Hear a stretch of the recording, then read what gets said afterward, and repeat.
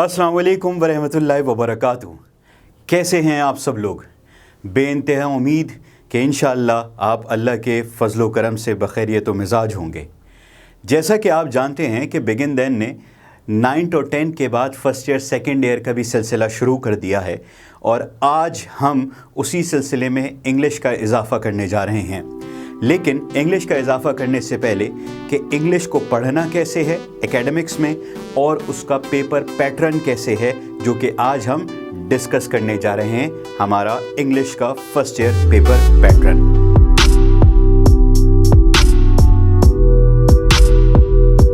जनाब, जैसा कि आज हम डिस्कस करने जा रहे हैं इंग्लिश का फर्स्ट ईयर पेपर पैटर्न, क्योंकि गुज़िश्ता 2-3 सालों से जो पैटर्न चेंज हुआ है तो उसमें आज तक बहुत सारे स्टूडेंट्स थोड़ी सी कन्फ्यूजन का शिकार हैं, जिसको हमारा फ़र्ज़ बनता है कि वो क्लियर किया जाए ताकि बआसानी तरीके से हमारे सुनने वाले, देखने वाले और हमारे स्टूडेंट्स अपनी प्रेपरेशन को अच्छे तरीके से कर सकें और अच्छे तरीके से एग्ज़ामिनेशन देने के बाद अच्छे नंबर्स हासिल कर सकें।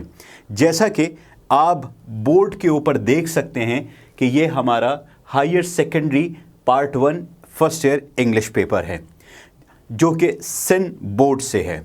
उसके बाद हम यहाँ पर जो डिस्कस करने जा रहे हैं कि पेपर कैसे आता है, उसमें हमें किस तरह से सवालात को और पार्ट्स को अटेम्प्ट करने हैं और अपने गिवन टाइम के अंदर जो 3 आवर्स का होता है उसमें हम कितने अहसन तरीके से पूरा पेपर करने की सलाहियत पैदा कर सकते हैं।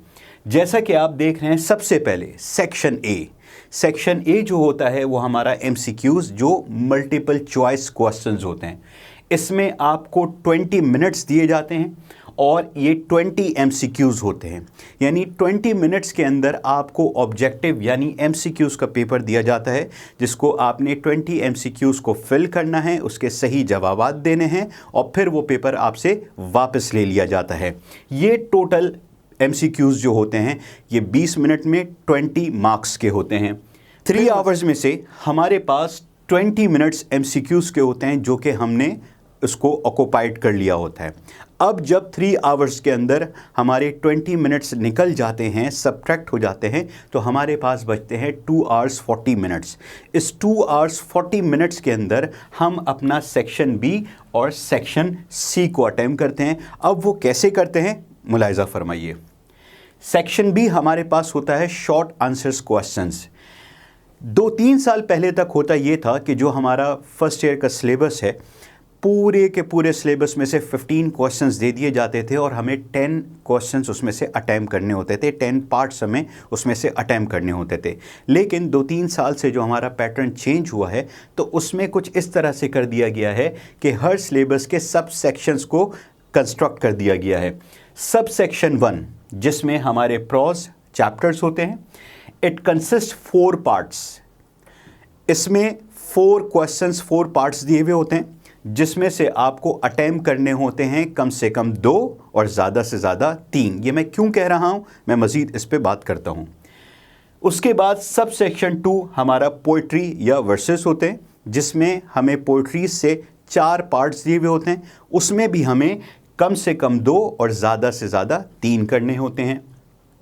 देन सब सेक्शन 3 ये हमारा 2-1 एक्ट प्लेज ड्रामा होता है। आपके सिलेबस में 2 ड्रामे हैं, प्रोग्रेस और द काउंट्स रिवेंज। उनसे रिलेटेड 4 पार्ट्स आपको दिए होते हैं। इट कंसिस्ट ऑफ 4 पार्ट्स और इसमें से भी आपको कम से कम 2 या ज़्यादा से ज़्यादा 3 करने होते हैं। इन दी एंड सेक्शन B में जो हमारा 4 सब सेक्शन है वो होता है ग्रामर का। इसके अंदर आपको 3 पार्ट्स दिए हुए होते हैं, जिसमें करेक्शन एंड ओमिशन, आपके पास सेंटेंसेस होते हैं, उसमें से कुछ एरर्स होते हैं, कुछ करेक्शंस आपको करनी होती हैं एंड देन उसको करेक्ट करने के बाद रीराइट वो सेंटेंस करने होते हैं। वो वर्ब के भी होते हैं, वो प्रीपोजिशंस के भी होते हैं और इसी तरह से मुख्तलिफ़ चीज़ों की करेक्शन उस सेंटेंसेस के अंदर आपको करनी होती है। देन होमोफोन्स, ये क्या होते हैं कि ये 2 वर्ड्स होते हैं जिसका साउंड सेम होता है और आपने उन वर्ड्स को अपने सेंटेंसेस में डिप्लॉय करना होता है, अपने सेंटेंसेस के अंदर यूज़ करना होता है। कम से कम आपको इसमें 3 पेयर्स ऑफ होमोफोन्स यूज़ करने होते हैं अपने सेंटेंसेस में। इट मीन्स आपको 6 सेंटेंसेस बनाने पड़ते हैं।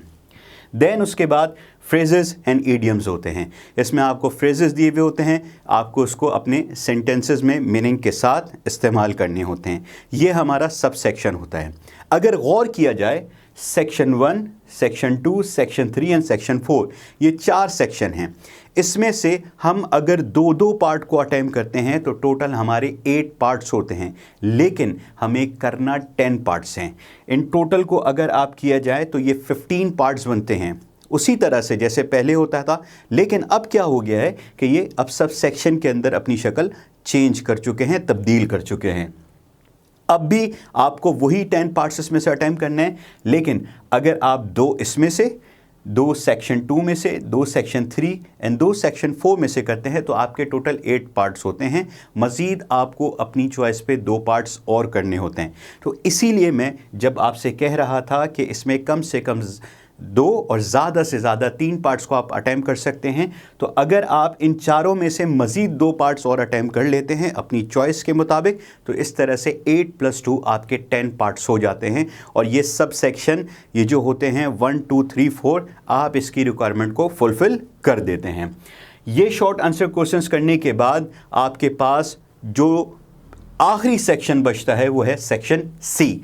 इसको कहते हैं डिटेल आंसर क्वेश्चंस।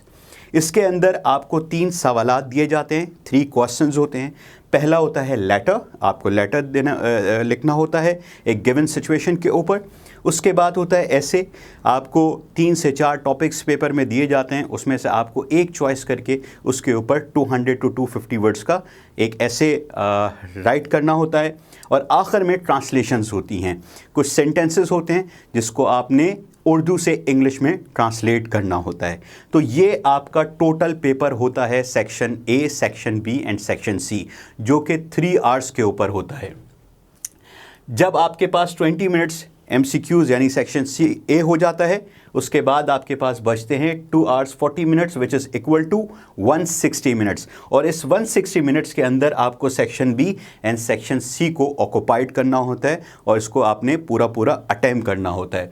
मज़ीद अगर आप बात करते हैं तो जैसा मैं आपको बता चुका हूँ कि you have to attempt 10 parts in section B, you have to attempt 10 parts section B, at least 2 parts from each subsection, but 2 more parts according to your choice you have to attempt in these section B subsections like 1, 2, 3, 4 means इस 3 hours के अंदर आपको अपनी preparation इस तरह से करनी है कि हम इस 3 आवर्स के अंदर section A, section B and section C को फुली ऑक्यूपाइड कर सकें और फुली इसके अंदर मार्क्स गेनिंग हम अपना पेपर सॉल्व कर चुके हैं।